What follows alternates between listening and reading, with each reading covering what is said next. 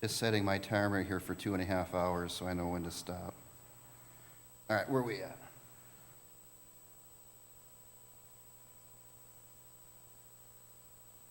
Tom, could you start with those slides? Okay. Today we're going to look at the book of Mark a little bit. And Mark is a very fast-paced gospel.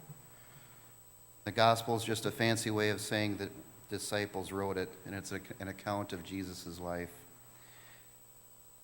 It's also the shortest of the gospels,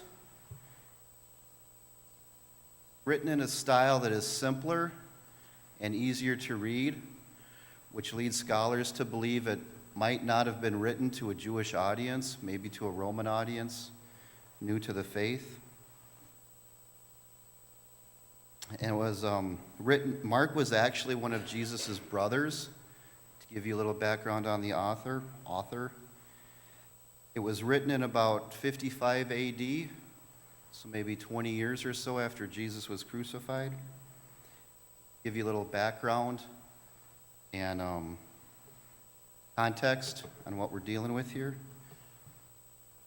What we're going to be talking about today, I don't have my pointer, but way up there where it says Sea of Galilee, that's where our story is coming from today.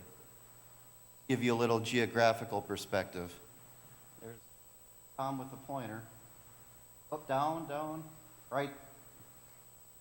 The red dot. Up and to the right. The Sea of, the Sea of Galilee. And actually, on the east coast of that is where the story is today. I'm kind of a geography dork, so I like to have some sort of spatial relationship to help me understand things. Next slide, Tom. Right. I have a question for you guys. What does a demon look like? Becky, what does a demon look like?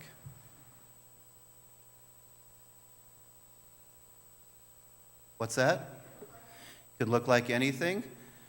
From the gallery back there, I have Tom going like this. I've picked on you two already, so I'm going to stay on a roll here. What do you two think a demon looks like? Anything you fear? Okay. I'm very surprised. Those weren't the answers I was expecting. Nathan, what do you got?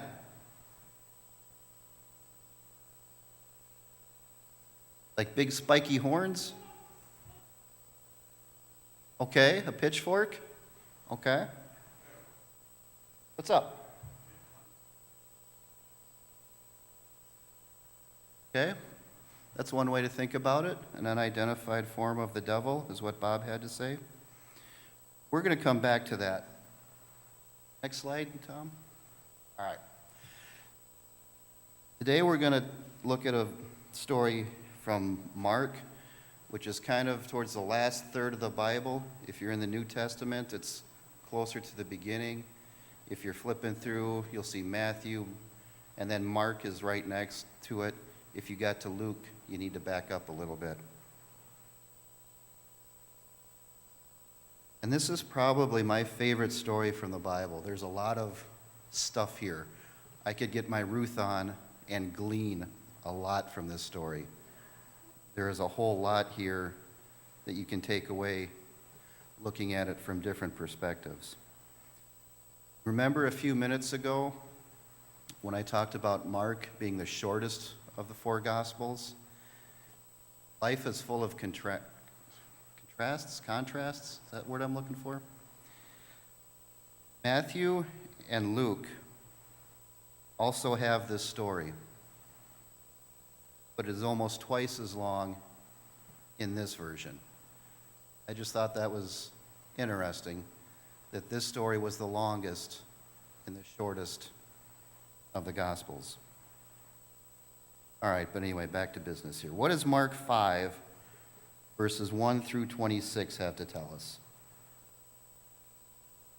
They went across the lake to the region of the Gerasenes. Okay, they went across the lake, so we're in a boat. To give you a little bit more perspective and background, some of you might be familiar with the story of when Jesus and his disciples were in a boat, and the disciples were losing their minds because the waves came up and they were afraid that they were going to drown, and Jesus is just chilling out, catching a few Z's, and then they wake him up, and he calms the storm. So that's what happened just before this. That happened. They went across the lake to the region of the Gerasenes. So that's what's going on. That's what's happening as the story unfolds. When Jesus got out of the boat, a man with an evil spirit came from the tombs to meet him. The man lived in the tombs, and no one could bind him anymore, not even with a chain. For he had often been chained hand and foot, but he tore the chains apart and broke the irons on his feet. No one was strong enough to subdue him. Night and day, among the tombs and the hills, he would cry out and cut himself with stones. When he saw Jesus from a distance, he ran and fell down on his knees in front of him. He shouted at the top of his voice, "What do you want with me, Jesus, Son of the Most High God? Swear to God that you won't torture me." For Jesus has said to him, "Come out of this man, you evil spirit." Then Jesus asked him, "What is your name?" "My name is Legion," he replied, "for we are many." And he begged Jesus again and again not to send them out of the area. And a large herd of pigs was feeding in the nearby hillside. And the demons begged Jesus, "Send us among the pigs. Allow us to go into them." He gave them permission, and the evil spirits came out and went into the pigs. The herd, about 2,000 in number, rushed down the steep bank and into the lake and were drowned. Those tending the pigs ran off and reported this in the town and the countryside. The people went out to see what had happened. And when they came to Jesus, they saw the man who had been possessed by the legion of demons sitting there, dressed, and in his right mind. They were afraid. Those who had seen it told the people what had happened to the demon-possessed man, and told about the pigs as well.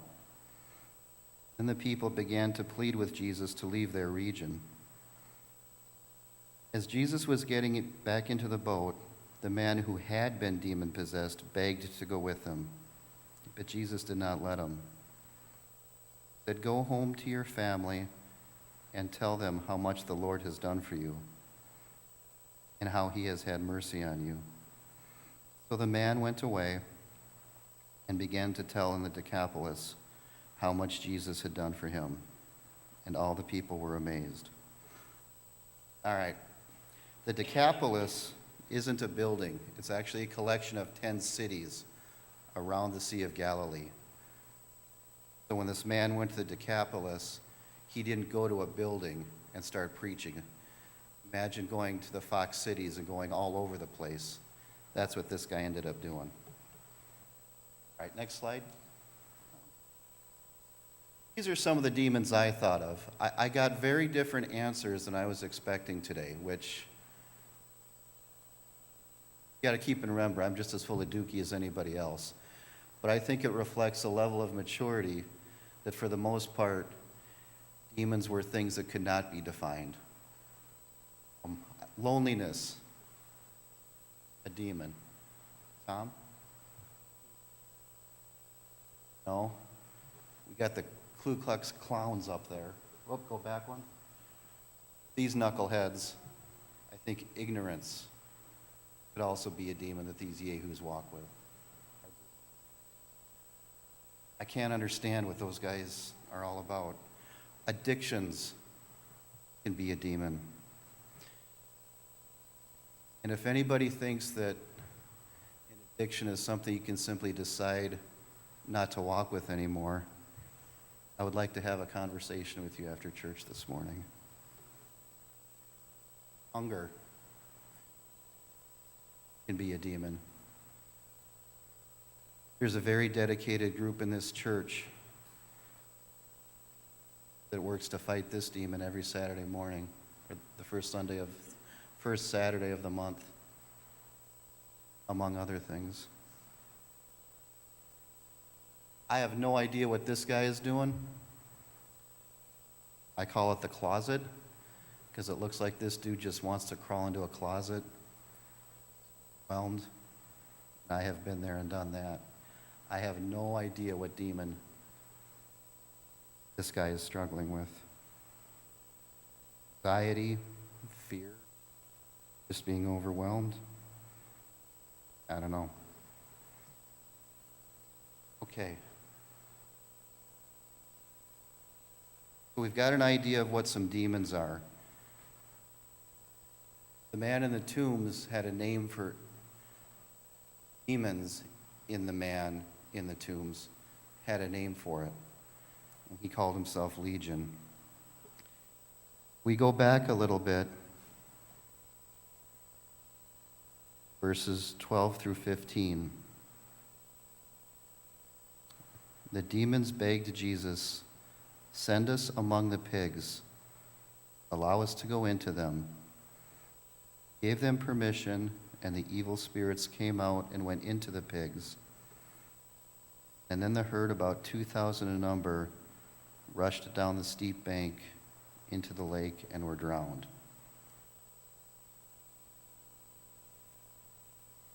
This kind of strikes me as a careful what you wish for type thing. Getting ahead of myself here. Jesus didn't even have to cast these demons out. They begged him what to do with him. And they were afraid, so they wanted to go into the pigs. And then the pigs were drowned. It doesn't say so here, but I don't know if Jesus had a hand in that, sending the pigs down there to vanquish the demons. But let's go back a little bit further.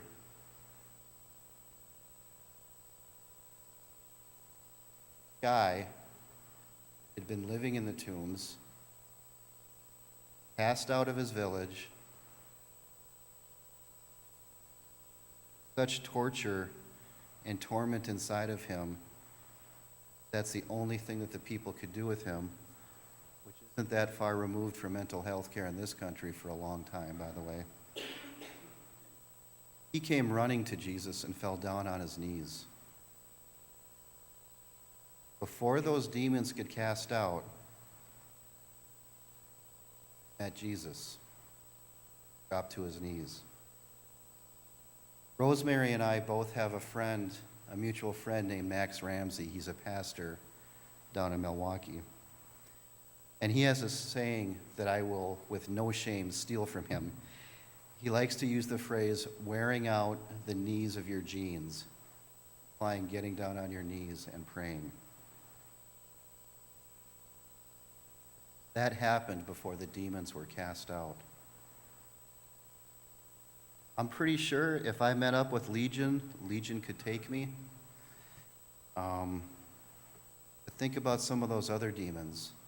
The demons of hunger that Barb and Mary Wenzel and Alice cast out. I don't know where he went, but Bob has a friend named Jeff that just came by to check up on him today. And of loneliness, Jeff is working on. George Strohmeyer, another crusty old dude of our congregation there in the red.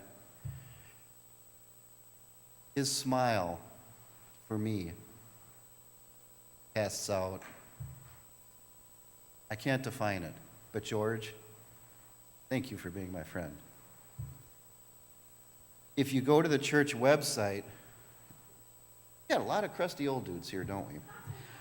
There's a picture of Lee in the back working at a Habitat for Humanity project. And in this picture, Lee is reaching his hands out as if to embrace someone, and he's got a smile on his face from here to here. And it's an image of comfort to me, and I don't know if this is what you meant, Lee, in the picture, or Lee's just like, I got this, I got you. Don't know what we're walking with here, but we're going to get through it.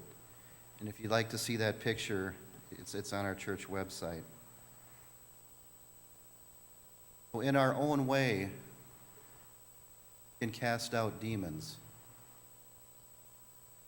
That doesn't mean you need to be an expert in anything by any stretch of the imagination.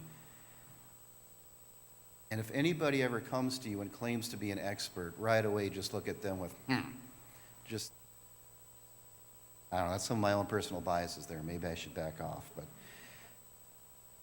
oftentimes, coming along beside somebody is all they need. And that's really all Jesus did with this man in the tombs. Village cast him out. He just went up and talked to him. I can't do what Sheila and Donna and Kim Rose do with their finances. I can't do what Henry Rose and George do with the buildings and property around here. Our moderator, Barb, keeping the things straight that she does, I can't do that. Trudy with her billboards, she comes in and that's all Trudy's stuff. This stuff Lori does, and somebody else helps her and her name escapes me. Sheila. I can't do that stuff. Some people, Kim Rose, cannot come up here and speak in front of people. But we can all come beside people. You don't have to be an expert in anything. You don't have to have some skill set or knowledge base. Go back a couple slides, Tom. Right there. All right.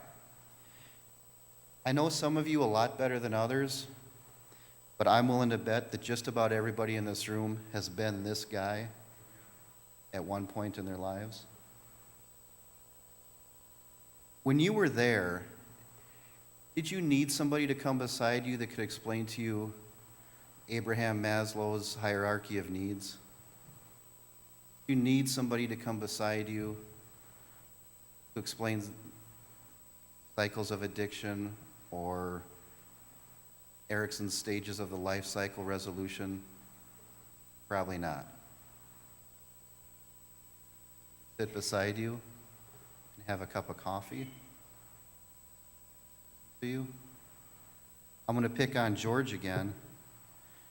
I ran into him at McDonald's one day, just hanging out with his buds, having a cup of coffee, hanging out. I don't know, there were no demons to cast out there.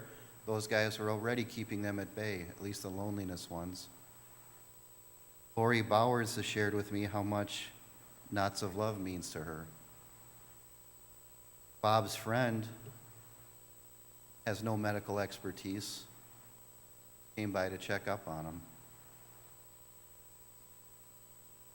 And I think in a roundabout way, that is Jesus coming into our lives. Putting people in our lives that can help to cast out those demons.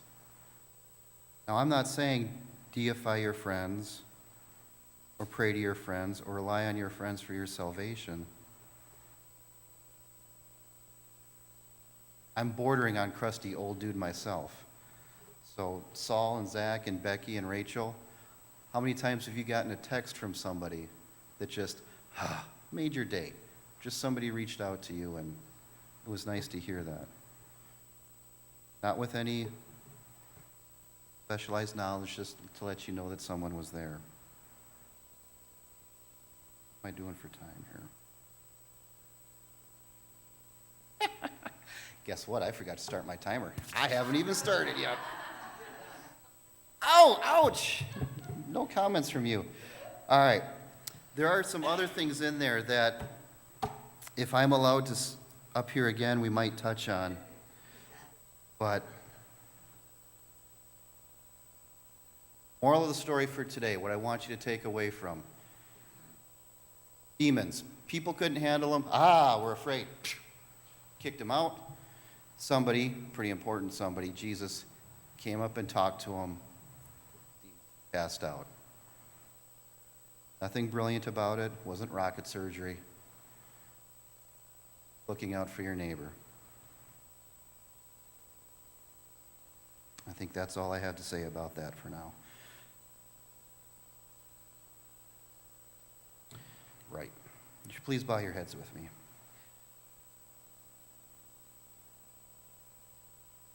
Heavenly Father, I do thank you for this group. I thank you for the relationships I've built with people in this congregation over the years and comfort that I have received from those relationships. Please come into us and dwell in us and help us to foster those with each other. And through us, let your love shine for other people and to comfort people as you comforted the man in the hills. Help us to give us the courage to do that, to just come along beside somebody and give us the wisdom to keep our mouths shut once in a while with someone. Pray for these things in your Son's name. Amen.